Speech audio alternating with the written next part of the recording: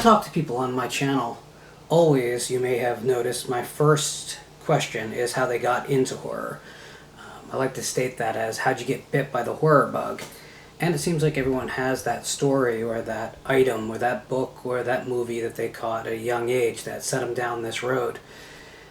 It's just part of all of our experiences. And I ask that pretty much to break the ice with people, and also to let the people watching know that no matter how much success the person they're watching has had in their given field, they're still really just us. They were still 12 years old when they found a universal monster, or whatever the story happens to be.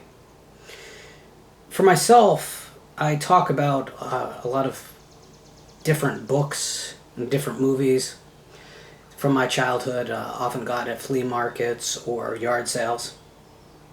But there is a book in particular that, more than anything else, started my love of this stuff. And it's this. Movie Monsters. Reader's Digest service book that was bought off the Bookmobile. Now, if you don't know what the Bookmobile is, because perhaps you're not from my part of the country, or maybe your community just didn't have the Bookmobile, it was a van that would roll up to your grade schools, and the kids would be able to buy books off of it for that one day a year. And it was that one chance you really got to buy a book of your complete own choosing without really any supervision. The collections inside the van were curated. Everything was age appropriate. Of course, I'm not sure how that would fly today, because everyone has different standards of what's appropriate for kids. But at the time, and for me, that we're talking around, I don't know, 81, 82, pretty much most parents were on page with each other about what was okay and what was not. So Movie Monsters made it. These are films from the 30s and 40s. It was the 80s, so 40 years had passed. I think everything was considered sane. All these movies would play on television in the day, so we weren't talking about anything that was considered damaging.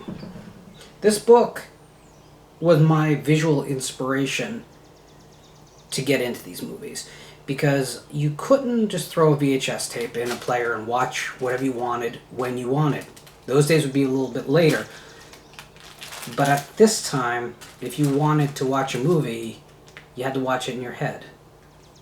Later on, tie-in adaptations, where they'd pay a writer to write basically the screenplay in prose form, was the way I got through not being able to see a lot of films.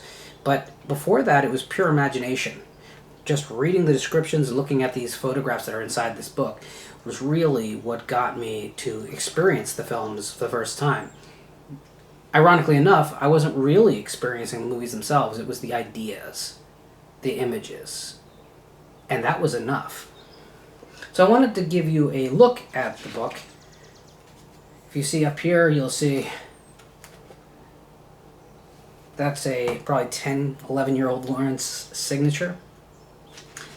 I think it's also awesome that if you look, the same author had books: The Alchemists, Magic into Science, Astrology and Foretelling the Future, Into the Mammals World, It Works Like This, Monsters from the Movies, Mysteries from the Past, Servants of the Devil. That definitely wasn't available on the Bookmobile. Teaching for Thinking, This Vital Air, This Vital Water, Traveling into Tomorrow, Vampires and Other Ghosts, Werewolves and Other Monsters, and Who's Out There? Now, Who's Out There was actually, I remember that book, I never owned it. That was the UFO book. And that book scared me a little bit, because I think I was more likely to believe that aliens and UFOs existed at that time than any kind of monster, you know. But so you'll also notice, if you look at the table of contents, at that age, I actually checked off the chapters as I read them. That's something only a kid would do. The copyright is, of course, 1975. Obviously, I didn't buy it in 75. I would have been 2. But this book probably made its rounds. I also want to note that I apparently didn't actually finish reading it, or I gave up on the checklist process at some point. So the very first image in the book is Kong. And I love how the book begins. The first line of text in the book reads, King Kong is a movie about a huge gorilla. You can't say they were lying to kids, right? It's not a movie about a large gorilla, we all know now. I mean, we can see all the subtext, but at that time, that was a great way to really introduce the world of monsters. Throughout, we have some great publicity photos. A Son of Kong photo up here, which for years, Son of Kong was one of those movies I just could not find. It never played on television in my market, and I desperately wanted to see Son of Kong. King Kong, I got to see both the the 33 and the 78 versions as a kid very early. But Son of Kong was really elusive for a long time. This is one of my favorite publicity stills of all time. Kong with the pterodactyl. Now that, if you don't know, that still is heavily hand painted over the original film frame. So it's kind of cheating. But you know what, when you're a kid, cheating is half the battle. Like, as long as it's cool, you're cool. We go into Godzilla. And again, Kong versus Godzilla up here. And my man Rodan, if you don't know, in the classic Toho monster line, Rodan is my man. He's the monster I have the most sympathy for. And Creature from the Black Lagoon and Julia Adams. I'm sure I had feelings very early in life about that photo. We go into Frankenstein. Today I look at Frankenstein and, of course, Bride of Frankenstein, and I'm blown away by them, and I think they're a huge part of my life to this day. I think as a younger kid, the bigger monsters were probably easier to wrap my head around than Frankenstein. Even like Dracula or the Creature from the Black Lagoon, the more fanciful ones. There's something almost subdued about the idea of this man made from the parts of dead men. It's kind of hard for a kid to really get their head around what was going on there. The Wolfman. And I love this. Michael Landon in I Was a Teenage Werewolf. Another one of those films that took me forever to find as a kid. And when I did eventually see it, I was horrifically underwhelmed. And that was an instrumental moment for me because I realized that I wasn't going to always love everything. I see some of my friends in the community who seem to be able to really tap into a love for everything that comes out in the genre, and I'm so jealous of them. It comes off as cynicism because, that's my sense of humor, but man, I can't just love everything. Go into The Mummy and The Fly. Now, The Fly is, I think, a really important classic monster, and one that gets lost in the shuffle too often when we're talking about the Universal monsters, because, of course, he came from Fox. But The Fly is really a transformative monster. He doesn't reflect the 30s and 40s sensibilities. He's more modern than that. And I think that's a beautiful way to get out of that early golden age and start to approach the more modern age of horror. I always love when people talk about the Fly movies, the original Fly movies. I'm going to talk about the Cronenberg film where it's strangely overappreciated sequel. I'm talking about the originals. I love when people talk about them because I think they're really underrated in their value and the good they did for the genre. We finally get to Dracula, because the book is in no kind of chronological order, obviously.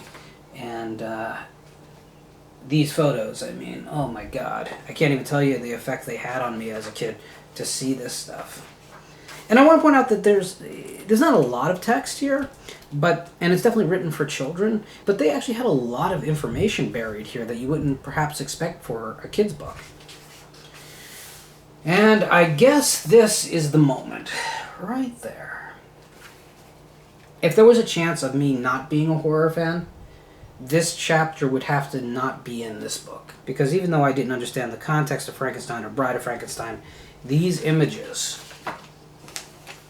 just seared into me.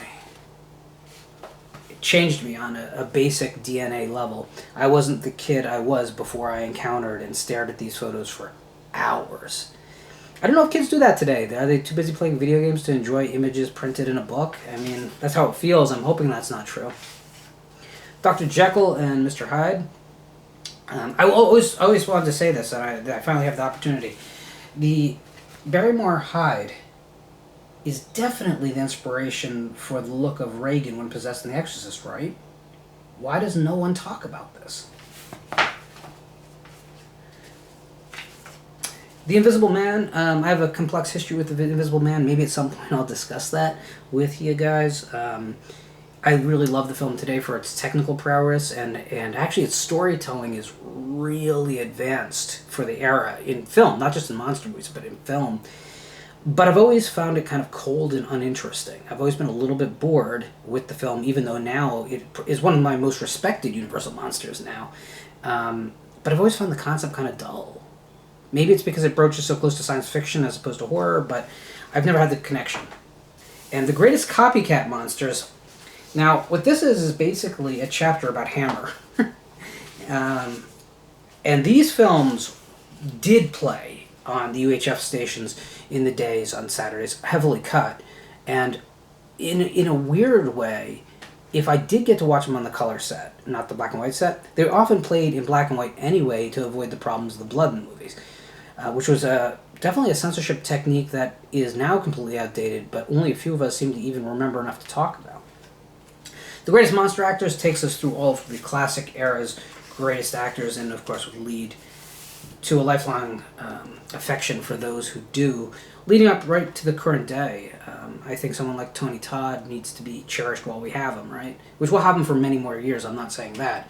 But I'm saying, like, you know, let's make sure the real actors, the thespians, not just the stuntmen who wear masks, get our love. The guys who really, really put in the work. And you know what I mean by that. I'm not degrading anyone. I'm just saying there is a difference between, like, a guy who played in a one-off slasher film from 1983 that barely anyone remembers but got a Blu-ray release last year that was bought only by the hardcore fans, and someone like a Robert Englund or a Tony Todd. And, of course, Vincent Price in Pit and Pendulum. It has a accordance of sorts in the back here, just kind of giving credit to the studios that made the films. And that was actually really cool for me, too, as a kid, because it felt like I was reading something academic, something of value when I got to this. Eventually, this would all seem like such base information that it doesn't really have any value that way. But as a kid, the fact that there was a sort of reference chapter made it feel important. And an index. And about the author, Thomas J. Aylesworth was born in Valparaiso, Indiana, and received his A.B. and M.S. degrees from Indiana University and his Ph.D. from the Ohio State University. He has been a high school teacher, a college professor, and a senior editor of a junior high school weekly science newspaper.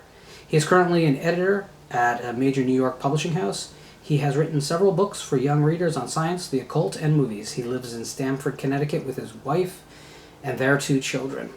So this was written by someone serious. This was written by someone who could have been doing any number of things. Maybe he wrote it for cash, but I don't think so. I think something like this only gets created with love, appreciation, and understanding that these movies had a value. Yes, for kids. Yes, for adults. But the so easily dismissed art of a generation can become timeless if we treat it with value and respect, and that's exactly what happened here. This book, you can pick it up fairly cheaply online. I actually checked it, and I was kind of a little bit bummed that it wasn't rare, obscure, and valuable.